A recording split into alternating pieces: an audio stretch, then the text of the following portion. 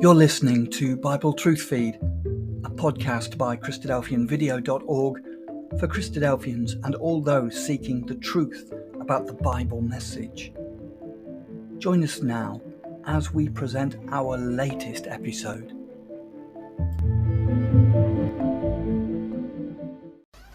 The story we just read is a story full of pathos. It's also a story that has become the scene of unending speculation. Let me say right up front that it does not matter doctrinally what you believe actually happened to Jephthah's daughter. And we're entitled to be convinced in our own minds one way or the other about her fate. But it is a story that has been twisted and manipulated by Jewish scholars, by rabbis, Christian commentators, and even by Bible translators. So we need to do a bit of careful research before we come to a conclusion for ourselves. In this matter, there are conflicting laws that apply, and we must sort out which laws take precedence.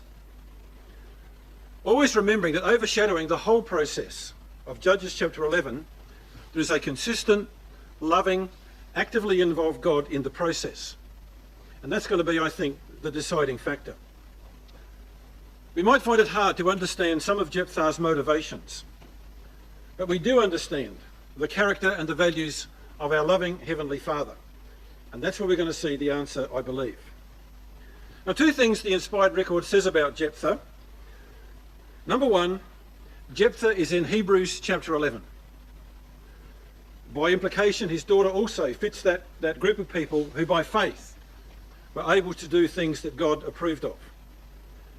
There's no place in Hebrews 11 for the ruthless, the thoughtless barbarian that some commentators like to paint Jephthah to be. So he's in Hebrews chapter 11. That's a good starting point with Jephthah. Also, we read in verse 29 of Judges 11 that the Spirit of Yahweh came upon Jephthah at this particular point in his life. God does not put his Spirit upon people who are evil people, who are barbarians. His motivations were good, to try and save Israel from the Ammonites, and God was working with him. Hebrews 11 says, by faith they subdued kingdoms. And he's going to subdue the Ammonites who were oppressing Israel. But the fact that God's Spirit works with a person doesn't mean that they always do that which is right and proper. Samson was moved by the Spirit of God at times. Other times he was a moral failure.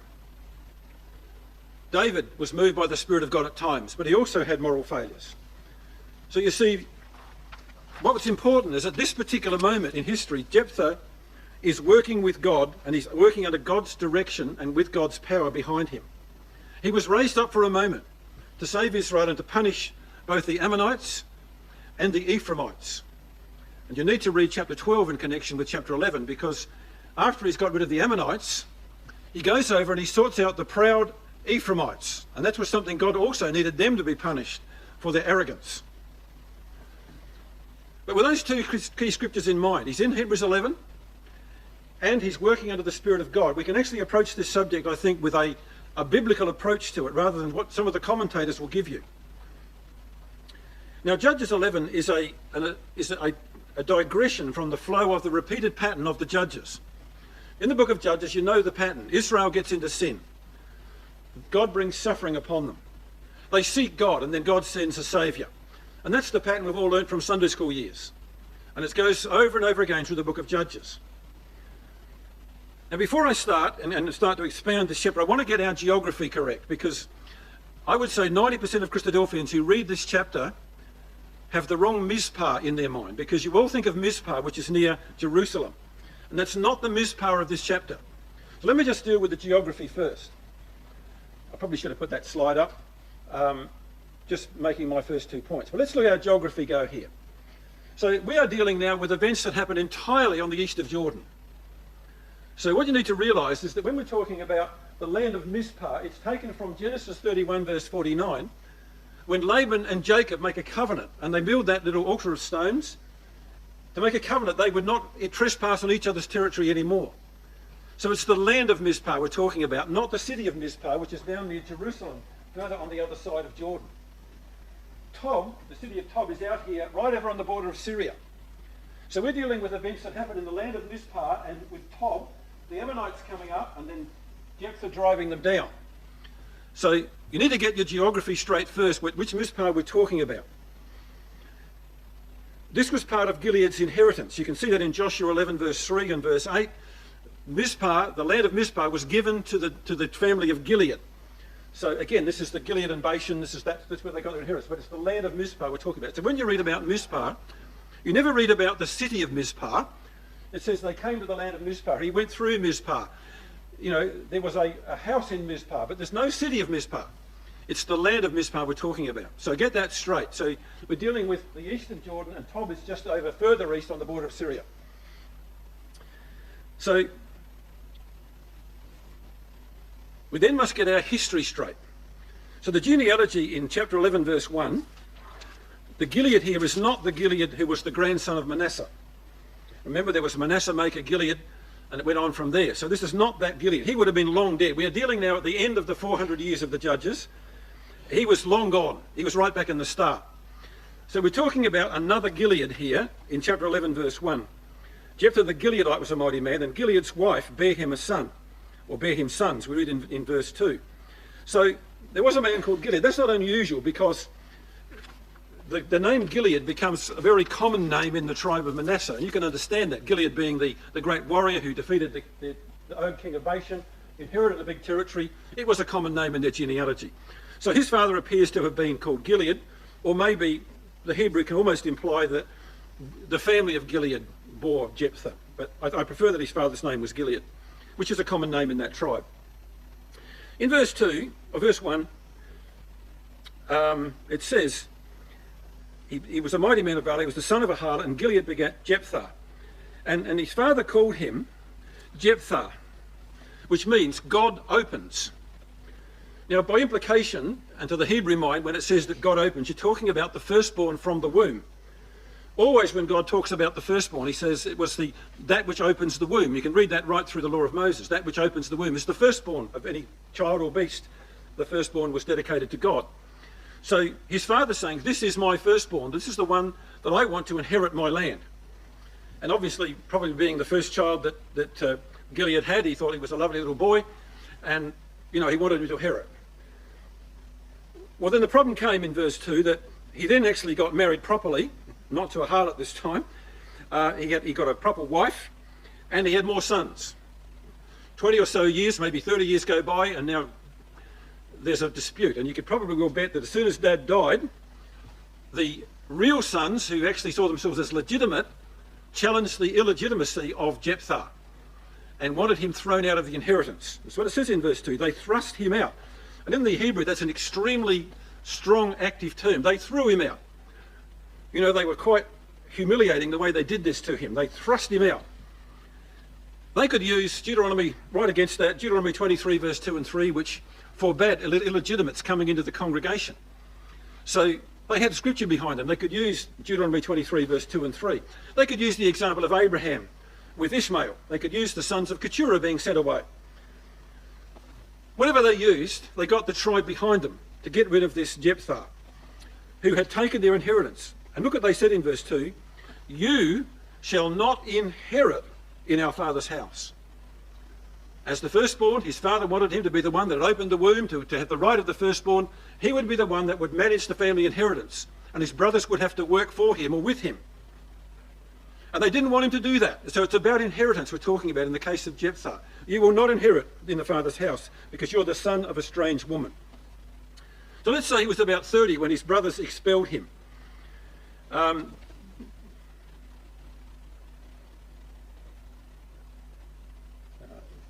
not there. Let's say he was about 30 when his brothers expelled him. So that's quite important. Just remember, let's just guess at the age of 30, because his brothers have got to come to an age where they are old enough to take him on, get the tribe behind him, and they all throw him out.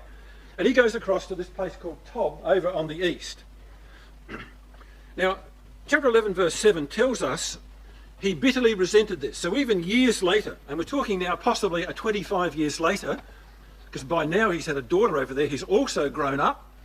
So possibly 25 years later, when they do bring him back, he says to the elders of Gilead, did you not hate me and expel me out of my father's house? And why are you now come when you are in distress? So you guys were happy to participate with my brothers and get me thrown out, And now you're in trouble with the Ammonites and you want me to come and help you. That's what you're talking about, isn't it?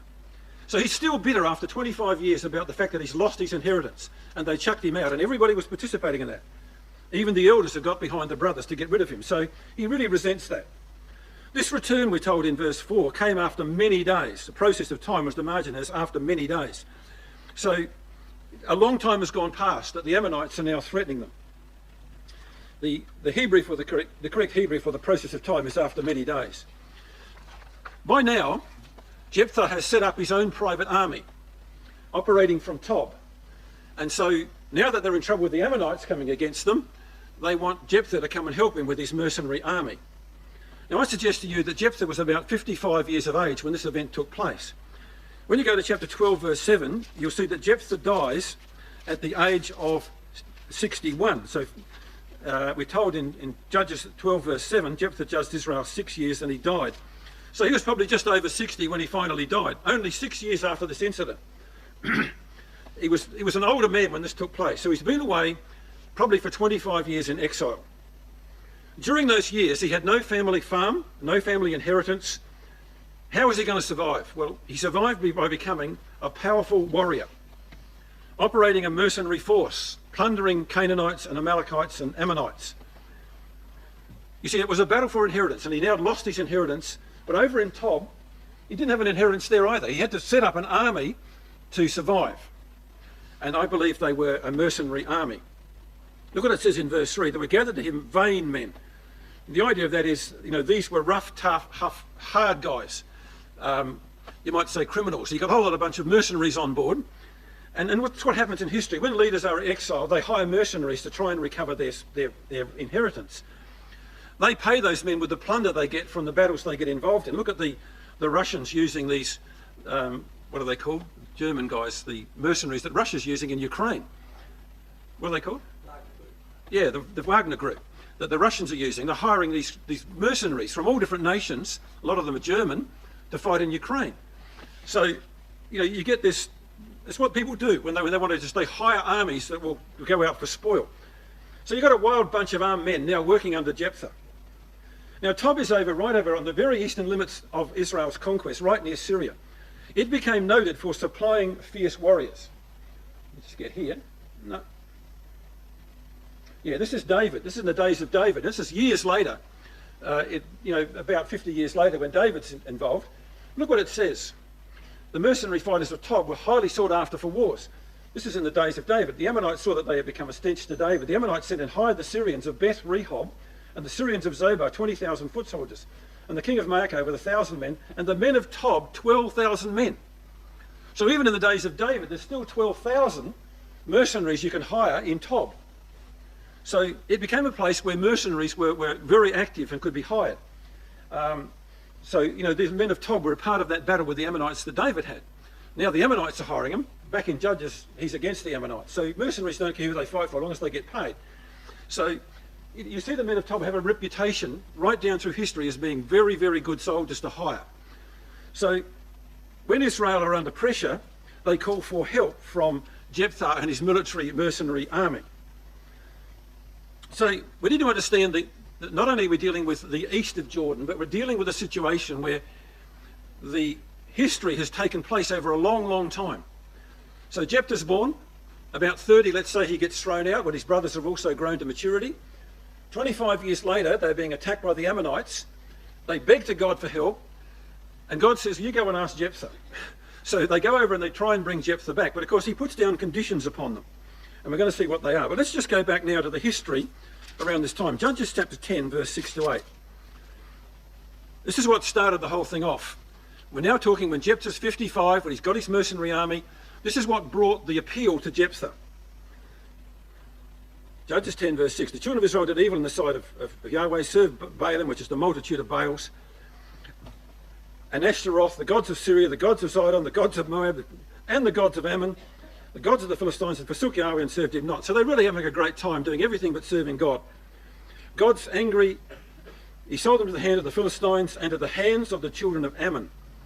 And they vexed and oppressed the children of Israel 18 years. So part of that 25 years was constant warfare with the Philistines and with the Ammonites, who were pushing against the tribes all over the land. Israel was sore distressed in the end of verse 9. They cried to Yahweh, we've sinned against you, we've forsaken God, we've done all these wrong things. The same old pattern of the judges. And they're complaining to God of what's all going on. They cry unto God, and God eventually hearkens to them. And they said, whatever you do to us, that's fine, but deliver us this day, we pray you. And so over in Mizpah, in verse 17, the children of Ammon were gathered together and camped in Gilead. So again, this is to prove it's all on the eastern side. The children of Israel assembled themselves and encamped in Mizpah. And the people and the princes of Gilead said, well, what man will begin to fight against the Ammonites? So this was brought on by a cycle of sin and suffering and seeking God.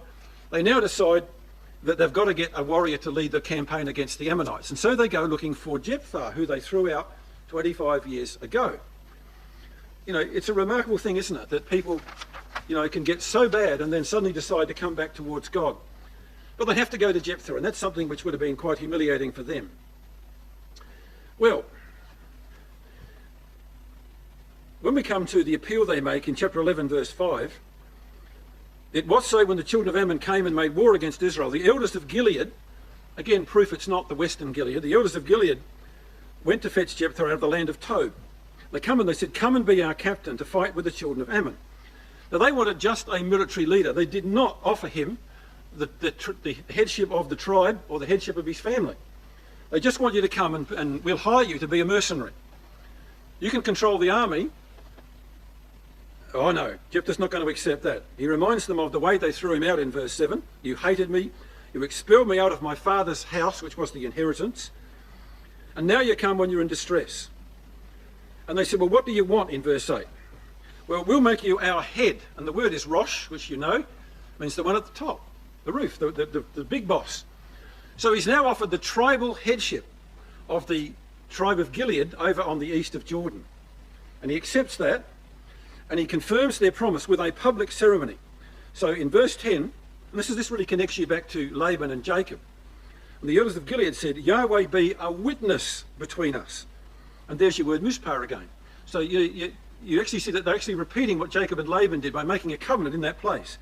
Be a witness between us that we do not according to thy words.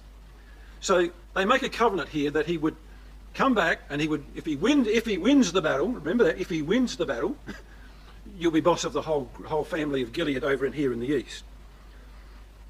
And Jephthah uttered all his words before Yahweh in Mizpah. So he makes it a religious ceremony. He doesn't just take their word for it. He says, okay, you come down and maybe we'll get a priest here or something and we'll actually do this in front of God so that your vow and my vow go before God. And it's quite clear. He did it before Yahweh.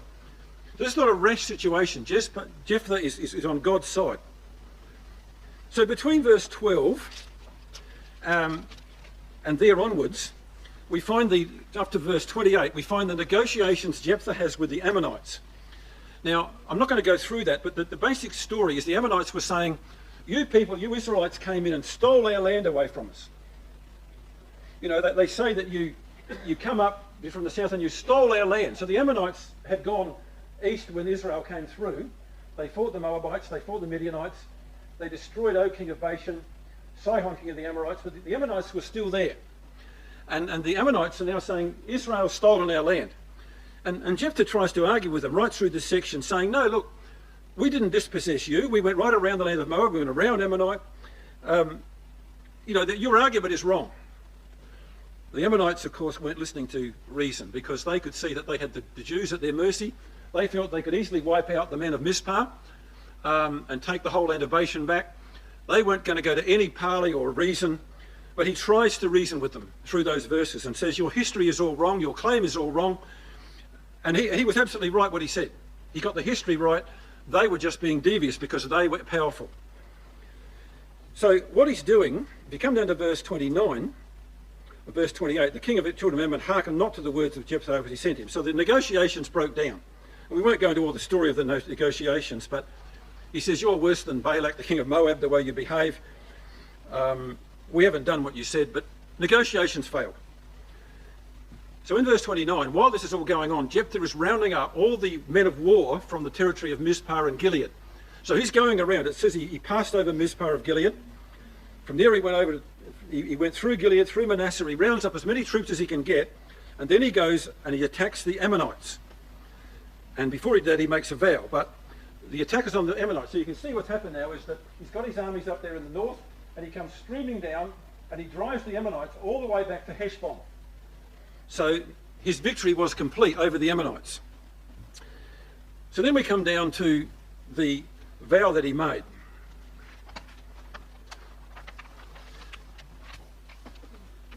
Like all smart warriors, Jephthah knew that the best form of defence is attack. Some of you here are old enough to remember the 1967 war, when Israel took back much of the land and the city of Jerusalem. That war was won effectively in the first 3 hours. The Jews got their planes up on June the 6th and took out the Egyptian and Syrian air force.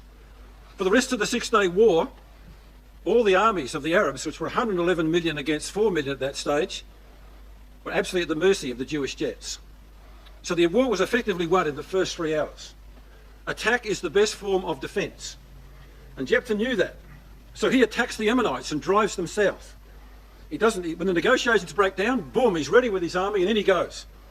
And he swept south through Gilead territory, went right through Manasseh, through Gilead, drove them right back, and he drives them right back to Heshbon. And that's way south. And he had a glorious victory over them. So, how was that victory possible? Well, in verse 29, it says, he passed over Gilead and Manasseh, passed over Manasseh, and came from Mizpah of Gilead. It seems that what Jephthah had done is he came in from Tob, and he set up headquarters in the land of Mizpah. So somewhere, wherever that particular place was, and I believe it was not a city, it was just the area of his inheritance. He got back there, this is my headquarters, we're going to drive from here southward at the Ammonites. And as it says there in verse 29, and he's moved by the Spirit of Yahweh at this particular point. He's thinking godly thoughts. He's right in defending God's against the evil motives and lies of the Ammonites. But also he realises that without divine intervention, he can't win this battle, because for all the armies he's got, the Ammonites are more powerful. Now just come across to chapter 12, verse 2. It appears that at this very point, before he attacks, that he made an appeal to the Ephraimites to come over and help him. Chapter 12, verse 2. When he's now dealing with the Ephraimites, which was the second part of his mission, to humiliate the Ephraimites, he says to them, Jephthah said to them, I and my people were at great strife with the children of Ammon, and I called you, you delivered me not out of their hands. And when I saw that you delivered me not, I put my life in my hands and passed over against the children of Ammon, and Yahweh delivered them into my hand. You know what happened here, of course, is that when Jephthah won this glorious battle over the Ammonites and sent them packing, the Ephraimites came over and said, who do you think you are? We're the biggest ecclesia. Why didn't you call us? And they were a proud and arrogant people, and they said, who do you think you are? We should be leading this campaign and get all the glory of defeating the Ammonites. And Jephthah said, I asked you to come and you didn't come. I put my life in my hands without you. And of course, you know what happens. The Ephraimites got a real caning. And that was God punishing their arrogance and their pride. So you need to read the two chapters together, because it is part of the story of Jephthah. So there was no support from Ephraim. He realised that without God he would not win. So what he did was to make this vow. And in verse 30, his request was, if you shall without fail. Now he wanted a watertight guarantee. Without fail. No chance of failure. Without fail, that I'm going to win this battle. So you're asking a lot. God, I want you to accept my vow that without fail I win this battle. He could not afford to fail. You know, when they brought him back and said you could be head of the tribe, you can imagine him coming back to his brothers and his family inheritance. They would be trembling in their boots. They would know that if he wins this battle, he'll come back and he'll take back the inheritance they've stolen off him for 25 years. He can't afford to lose this battle, because his inheritance will be gone again. And so he says to God, this vow we find in verse 31. Now remember, let me make my two qualifying points again. He's in Hebrews chapter 11. By faith they subdued kingdoms and wrought righteousness, says Hebrews 11. And he was working under God's Spirit. This was not the rash, thoughtless, ungodly vow that some commentators assume. Jephthah even allowed God to choose who the person would be. And he knew that when you make vows for God to do something without fail, you must pay your vow. Let's just look what the scriptures say. Sorry about this, I've got ahead of myself. Ecclesiastes 5. When you vow a vow to God, do not delay in paying it, for he has no pleasure in fools. Pay what you vow. It's better you should not vow than you should vow and not pay. If you do, God will destroy the work of your hands. Look at the case of Hannah. For this child I prayed, and Yahweh given him my petition that I asked of him. Therefore I have led him to Yahweh. You've got to keep your vows. You make a vow for God like these people did, you've got to keep your vow. So vows are serious things. He asked for a victory without fail, and he got it. So bear in mind, God's working with him. When we come to verse 31, we start to get where we get translator interference. In verse 31, where it's got whatsoever, look at the margin, because the translators knew that what they put in when they said whatsoever is not a right translation. The Hebrew is that which comes forth, which shall come to pass. So it's not whatsoever, it really should be whosoever comes forth of the doors of my house. Now some commentators say, well, he was expecting some camel to wander out, or some goat to wander out to meet him. They don't live in your house. He was waiting for a person to come out. And who at Mizpah would be the most likely persons to come out to meet him when he came back victorious? His brothers. They would be petrified when he came back victorious. They would be begging and cringing for mercy. He wanted to say this: when I return in peace, so when I return victorious from the children of Ammon, whoever that person comes out to meet me shall surely be Yahweh's. And as the margin correctly says, I will offer it, or him, for a burnt offering. Now, I want you to note the interlinear Bible is the most accurate translation you'll get of this. I will offer him instead of a burnt offering. So normally when you made a vow, you would actually, when the vow was fulfilled, you would make a burnt offering to God of an animal. But Jephthah's going more than that. He says, I'm going to offer somebody as a burnt offering instead of a burnt offering. And you'll see why that's important. So interlinear Bible, instead of a burnt offering, offer him instead of a burnt offering. And he uses the male term. Now I believe Jephthah was thinking of making one of his brothers a lifetime servant to the tabernacle. Dedicated to serve God, working in the tabernacle, helping the priests and the Levites. And you could do that with people. You could dedicate people to that sort of work. I think he had in mind of offering the oldest brother who'd taken over his role to inherit the family inheritance. Or one of the brothers who'd rejected him and thrown him out. They all lived at Mizpah. That's where the family inheritance was. And they must have feared a massacre when Jephthah came back, or a bit of revenge for the humiliations he'd suffered and endured for years at their hands.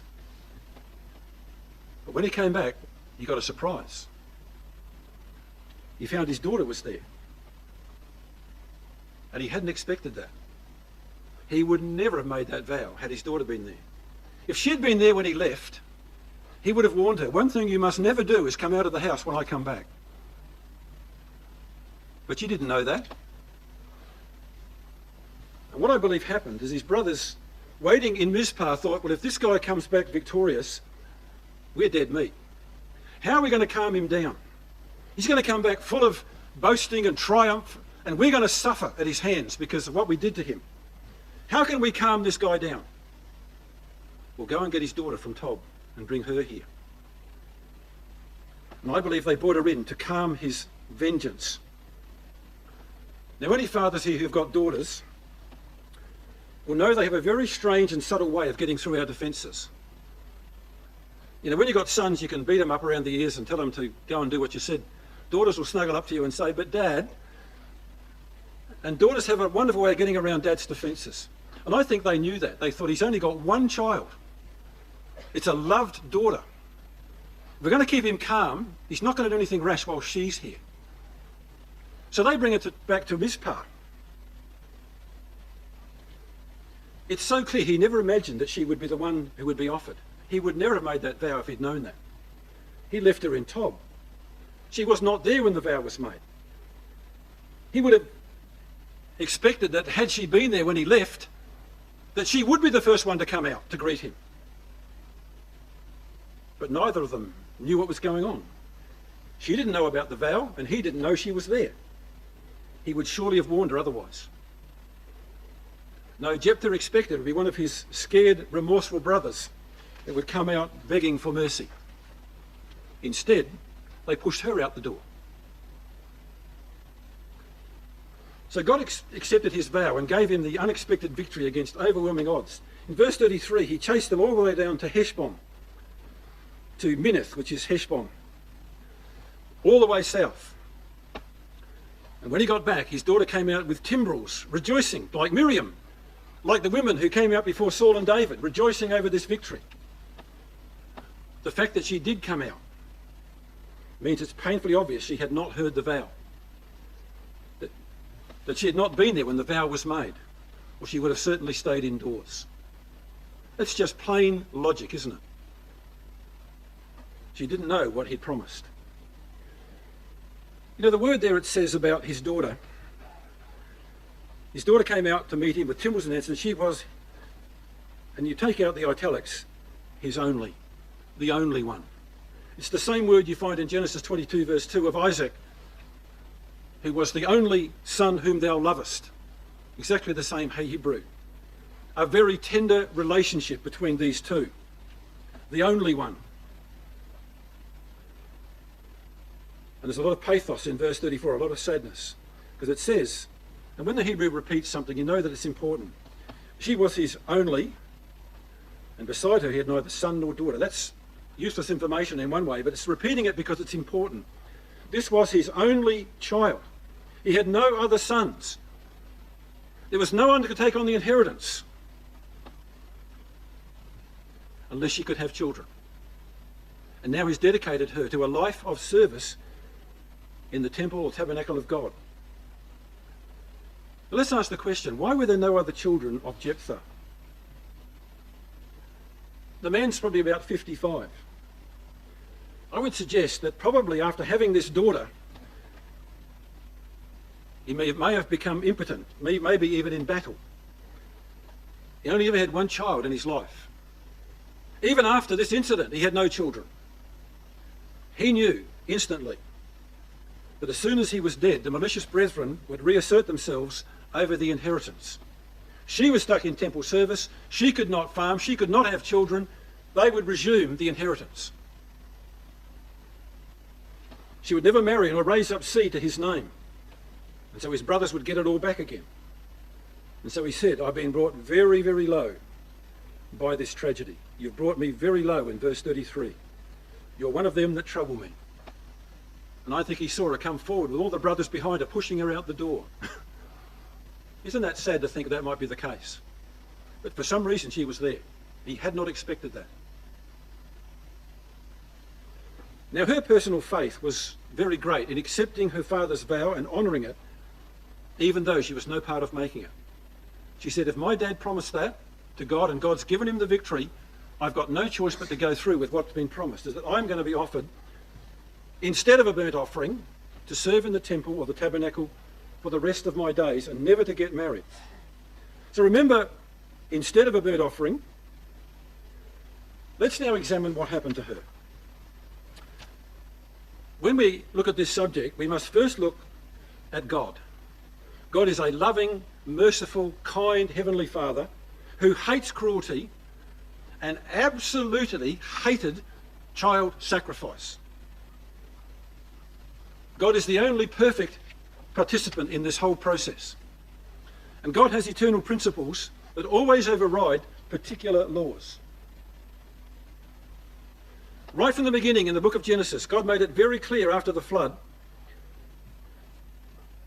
that men must not kill men. And God said to Noah's family, surely the blood of your lives will I require. At the hand of every beast I'll require it. The hand of man. At the hand of every man's brother will I require the life of a man. If you shed man's blood, I will shed your blood, says God. God hates murder. God hates the killing of humans. And human sacrifice to Molech was totally forbidden in the law of Moses. You can read it in Deuteronomy chapter 12, in Deuteronomy chapter 18. There shall not be found among you, in Deuteronomy 18, anyone that makes his son or daughter to pass through the fire. You can't get any clearer than that. You cannot imitate Molech, where people burned their children. Make a note of, we'll just come to Leviticus chapter 18. I can see with some of you the T's starting to hit the bottom. So let's go to Leviticus chapter 18. Let's show you a couple of verses about the worship of Molech, which is one of the abominations that God hated most because they put their children in fire. Leviticus 18:21, thou shalt not let any of thy seed pass through the fire to Molech. You shall not profane the name of thy God. Look at Leviticus 20. It says in verse 2, if any of the children of Israel give any of thy seed to Molech, he shall be surely put to death. So God absolutely was abhorrent about the sacrifice of children or even the sacrifice of humans in matters of worship. He did not allow it. And it was always the case down through Israel's history. This is Deuteronomy, this is Jeremiah, this is Ezekiel, this is Ezekiel again. Always God saying, if you put your children through the fire, then you will have my wrath come upon you. People burn their sons and daughters in the fire. Never came into my heart, said God. I don't want that to happen. So we're dealing with a God that will not accept human sacrifice. There was an incident in the 2nd of Kings 3 verse 27 where a wicked king of Moab, under siege by Israel, offered his son as a burnt offering on the wall of the city. And the Israelites were so disgusted by that, they gave up the siege. So disgusted by what they saw, a man sacrificing his son in order to win a battle, to appeal to his gods. They were disgusted by it. So you see, it's not something that God would ever approve of. Let me just say this. There were people that God said had to be burnt in the fire. They were Amalekites, Canaanites, the men of Jericho, and totally immoral persons, and the harlot daughter of a priest. They would be stoned and then burnt like Achan and his family were. So when God wanted to judge somebody who was totally immoral, there would be a stoning followed by a burning. In other words, there'd be no burial, which to the Jews was a shameful thing. But that's when God judged people worthy of death because of immorality. God never accepted human sacrifice. I want you to come to Numbers chapter 18. This is perhaps the key verse you need to understand about offering firstborn.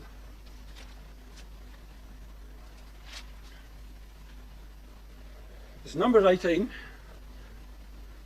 we're going to pick it up from verse 15. So this is the laws concerning the offering of the firstborn. So every firstborn of any beast, clean or unclean, was devoted to God. Clean animals were put on the altar. Unclean animals, you had to pay a price for them. You could redeem them because they couldn't go to the altar. But when it came to humans, who was the firstborn, they had to be redeemed. God would never accept a human offering on the altar. So Numbers 18 and verse 15. Everything that openeth the matrix, because that's Jephthah's name, God opens, which they bring unto Yahweh, whether of men or beasts, shall be thine. Nevertheless, the firstborn of man thou shalt surely redeem. You see, God wouldn't accept human sacrifice. You shall surely redeem it. Of the firsting of unclean beasts thou shalt redeem. So unclean animals couldn't go on the altar. They had to be paid for. You had to pay a price for having them redeemed. So very clear, isn't it? The law of the firstborn, you could not offer them, literally offer them for a burnt offering. But there were a class of people that God devoted to destruction. As I said, immoral people. The Canaanites. God said they have to be destroyed, men, women and children. I have devoted them to destruction. To devote means to shut out, to give to destruction. Translated 49 times, utterly destroy. So God's intention was that some people he designated had to be eliminated and destroyed by fire. But it wasn't people offered to him for worship or vows. What God did accept was people then who would serve for life in his temple, in temple service. And what better example do you have than Samuel? Devoted by his mother to serve at a young age, right through his life. And right through the Bible, you find people dedicated to tabernacle and temple service. The tricky Gibeonites who deceived Joshua, later called the Nethinims. They looked after the gathering of water and wood for the service of the temple and tabernacle. They existed right down to the time of Ezra, fulfilling that role. They were dedicated servants. That was their job. They couldn't leave, they couldn't resign and go somewhere else. That was what they were devoted to do by their covenant. The Levites became dedicated to God, Numbers 8 verse 11. And the priests and the Levites had specific laws. They were restricted who they could marry. They had different laws to other Israelites in some areas because they were devoted to God. And there are records of men and women working around the tabernacle site at Shiloh. Remember, the sons of Eli abused the women who assembled at the door of the tabernacle. They were the women who were working on the gathering of all the offerings together and looking after all the first fruits that were delivered. The sons of Korah became dedicated doormen and night watchmen in the temple.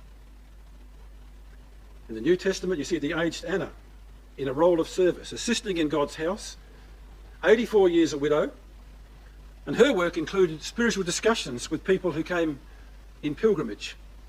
She talked to people about becoming Messiah. But Jephthah's daughter, being a female, could not marry. Samuel could marry and he had children. But you see, had she married, she would have been joined to another tribe, living somewhere else. She could no longer continue her temple service. So you see, she was dedicated to serve for life, which meant having no children and living at the tabernacle at Shiloh.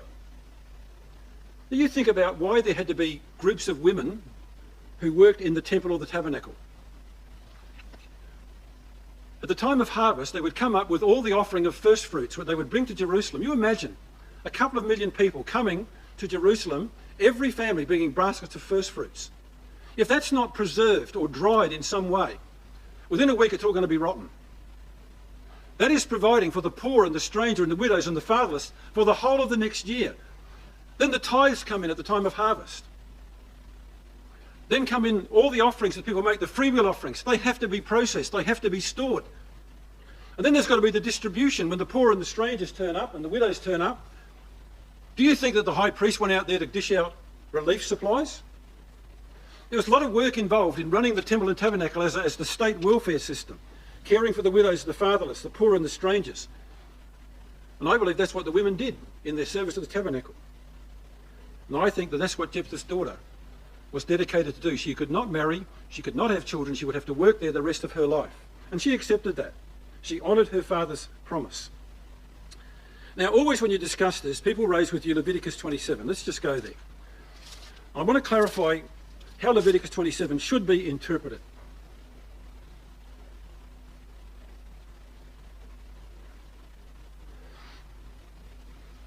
So let's check it out.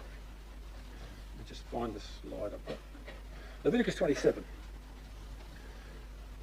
So in verse 1 to 25 of Leviticus 27, God's priests estimate the value of free will offerings. Now, when somebody comes to the temple and says, I want to make a free will offering,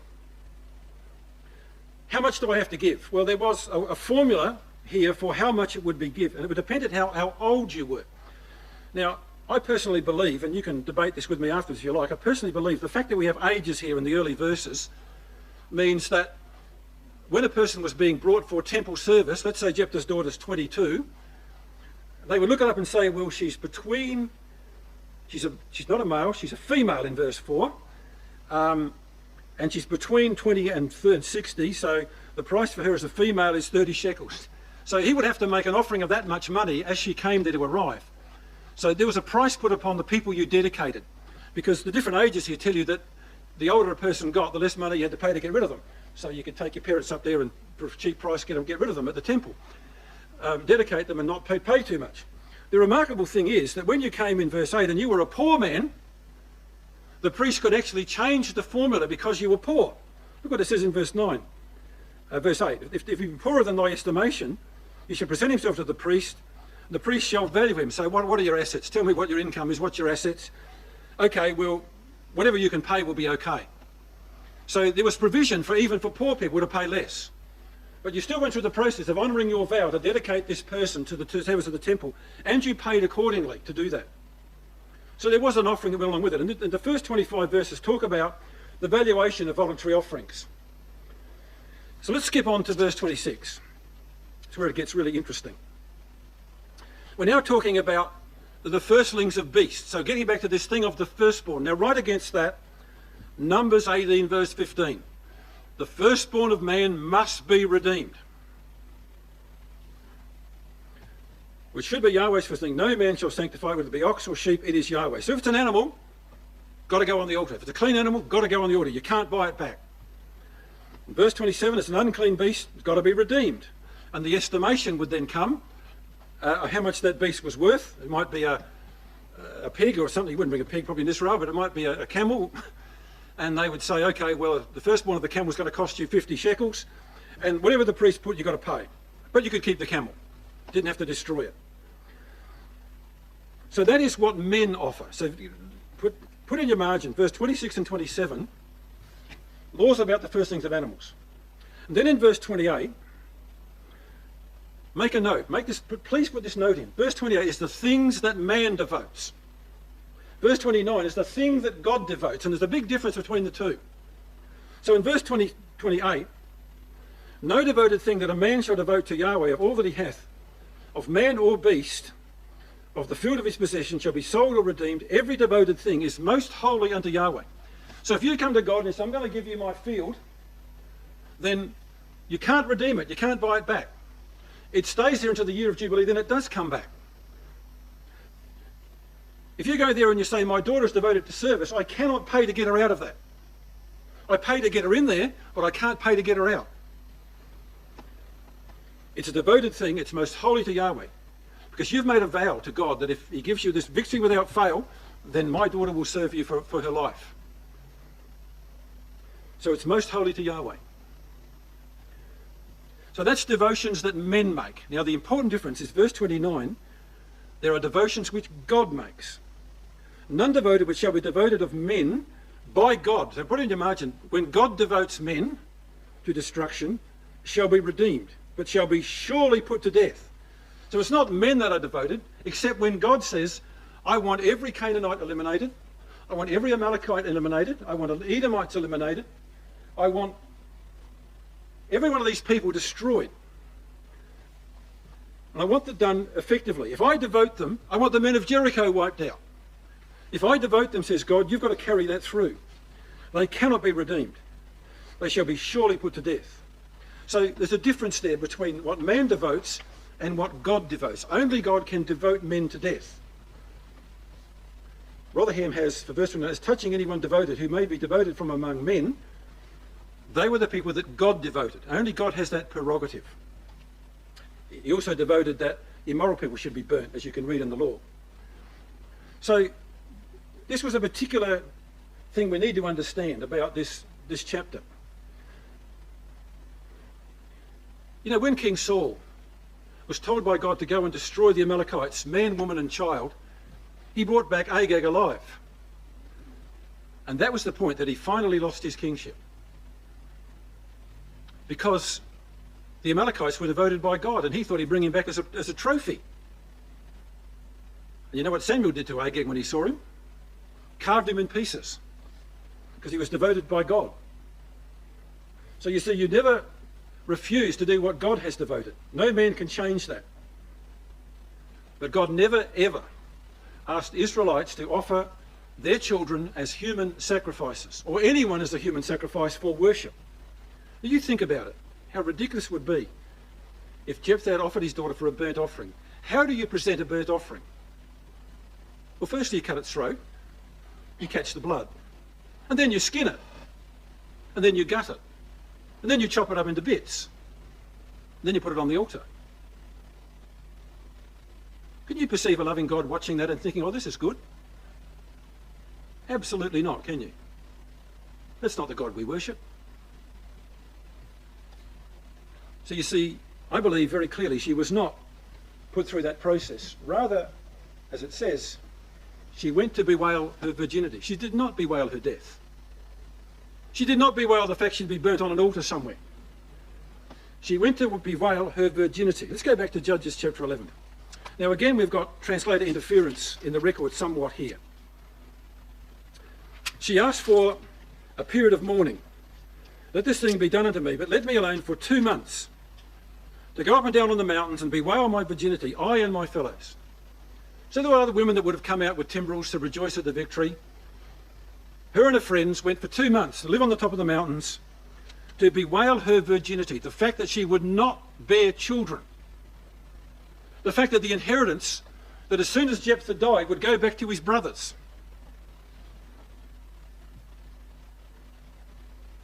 Because there were no other sons to inherit, and she couldn't have children. And so it was agreed she could go for 2 months. So she went with her companion, bewailed her virginity upon the mountains. At the end of 2 months, she returned to her father, who did with her according to his vow that he had vowed.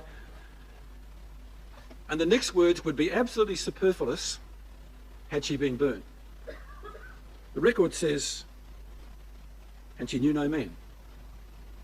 She honoured the fact that she would remain a virgin for the rest of her life. And it was a custom in Israel that they went to lament with her, as it correctly says, 4 days in a year. So there was a time of mourning every year that they mourned the fact that the inheritance had been lost again. Lost when he was thrown out, regained when he came back, and lost again.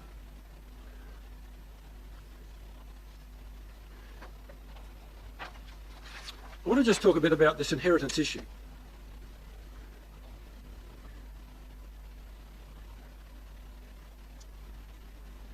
You know, Jephthah's daughter was a very compliant, obedient girl. Now for verse 39, the record has, where it says, she knew no man. The New King James Version has, she remained a virgin. They had lost the family inheritance again. They would now have to wait for an eternal inheritance. And Hebrews 11, that mentions Jephthah, ends with this: these all died in faith, not having received the promises, but saw them afar off, and waited for a city whose builder and maker is God, that they without us might not be made perfect. And those two went to the grave without an inheritance, but surely with an eternal one waiting for them. And where do you think that Jephthah will get in the kingdom? In that glorified land, like the land of Garden of Eden? I think certainly Mizpah, over on the east of Jordan. You know, when we make a vow to God, we must be willing to give up something that we value. Hannah was willing to give up Samuel. David said to Ornan the Jebusite, I will not take the temple site for free. It's got to be at my cost. And you can't make promises to God without some personal cost to yourself, some real sacrifice that you are prepared to make. And I think the danger in Jephthah's vow was there was contained in it a degree of malice towards his brothers. And though God honoured the vow and gave him victory without fail, sometimes God requires more of us than we thought we should give. And in that case, God required more of him than he thought that he could give, because he lost his inheritance. Let me just make a few comments about this whole situation. God would not expect a faithful daughter to die for a perhaps rash vow that was made by her father. It was about 35 years between Judges chapter 11 and the time when Samuel was delivered to the temple at the age of 4 or 5. After the incident of Judges chapter 11, Jephthah lives for 6 years. Ibzan then rules for 7, Elon for 10, Abdon for 8. You add on Samuel's age, say 4, and it's 35 years before Samuel arrives in the temple. In your notes that you got with your thing, you'll see that Samson's 20 years of conflict are going on at the same time as those last judges. They go right through to the days of Samuel. So there's a chronology of how these events all fit together. We tend to think Samson came and then Jephthah came. No, these things were happening around the same time. While Jephthah's sorting out the Ammonites, Samson's sorting out the Philistines. So you've got battles going on both sides of Israel. Samson was never a national leader or a lawmaker. He never judged Israel in that sense. He was a solitary renegade against the Philistine oppression. But I want you to think about what God had provided. You imagine being Hannah, fulfilling her vow. You've got this beautiful child that God has given you, a miracle child. You've now got to take him at the age of 4. Put him in the hands of a half-blind, old priest with 2 immoral sons who are ruining the tabernacle worship. And you're going to leave him there. Little boys need motherly affection, protection, care, guidance. What a comfort to Hannah. And what a joyous task for Jephthah's daughter. If Hannah could come and say, look after my little boy.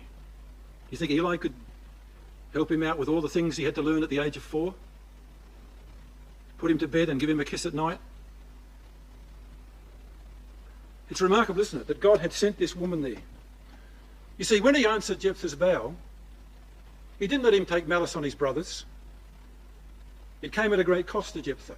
He lost his inheritance again. But his daughter was being prepared for a much greater work, to look after the child Samuel. She would have been about 55 when little Samuel came there. His mother only saw him twice a year. What mother would be able to cope with that if you didn't know he was in good hands as he grew up? You can imagine the bond between those two women. Truly, Yahweh our God sets the solitary in families. And that little boy was very solitary, I can tell you. Without Jephthah's daughter being there, or some other woman to take him on, he would have been a very lonely little boy. You know, there's a principle behind that, brethren and sisters. Our God is able to do far beyond we can even think or ask that he might do. In answering that vow, he was answering the needs of the young Samuel, the man he would call a priest after my own heart. He was answering the prayers of a mother who left that little boy and walked away with tears in her eyes, wondering what would happen to him, but thanking God that there was a faithful woman there to care for him in his loneliness. And what about Jephthah and his daughter? Well, they had no inheritance left, because when he died, the brothers would move back in, and she had no right to that, and she couldn't marry. We marvel at the providence of our wonderful God, brethren and sisters. He's able to do exceedingly abundantly above all that we ask or think, according to the power that works in us. Unto him be glory in the ecclesia by Christ Jesus throughout all ages, world without end. Amen. Remember, brethren and sisters, inheritance was lost, regained for a very short time, and then lost again. But the eternal inheritance, brethren and sisters, is certainly not lost for both Jephthah and his daughter. What a wonderful God, brethren and sisters, we serve.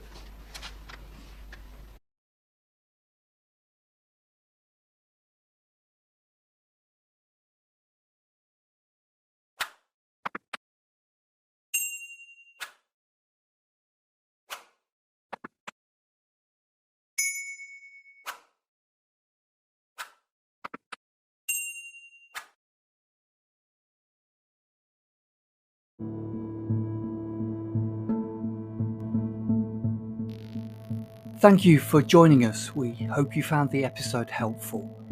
Don't forget, most of these episodes are also available as videos on our video channel, cdvideo.org. So head over and take a look. If you have any comments or questions or suggestions, please get in touch or leave us a voice message. We love to hear your feedback. You can email us at btf@cdvideo.org. If you enjoyed the episode, then please share it with others. Until next time, may God bless you in your studies and your walk towards God's kingdom. Amen.